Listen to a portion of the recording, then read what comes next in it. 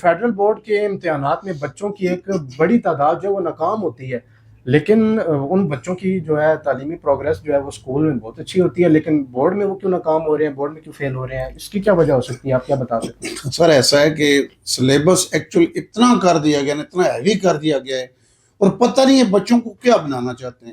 اچھا ایک 10ویں کا بچہ ہے، اس کی ذہنی سطح کو مد نظر رکھیں، جی اس کی ذہنی سطح کے مطابق سلیبس بنائیں۔ ٹھیک ہے، پہلے بھی تو یہ بچے پڑھتے تھے نا وہ کتابیں، بالکل ایسا اب ہی ہے، صرف رٹا رٹا رٹا، سمجھنے آتا ہی نہیں ہے۔ بالکل کنسیپٹ کلیئر نہیں ہے۔ اتنے زیادہ چیپٹر کر دیے انہوں نے کہ ہر سال اضافہ ہو رہا ہے چیپٹرز میں، اور اتنی مشکل تھیوریز آ رہی ہیں کہ میں خود حیران ہوں ہوں یہ کیا ہو رہا ہے۔ ہمارے دور میں 10 سال بک چینج نہیں تھی ہوتی، جی تو اب دیکھیں بکس انہوں نے ہیوی کر دی ہیں، اور میں اس میں مشکل کر دی ہیں چیزیں بہت ساری۔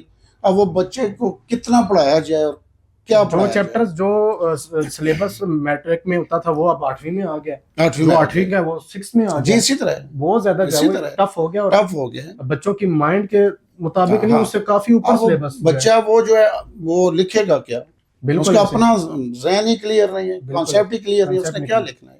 بالکل ایسے وہ رٹا لگائے گا، جو کچھ اس سے لکھا جائے گا لکھ دے گا۔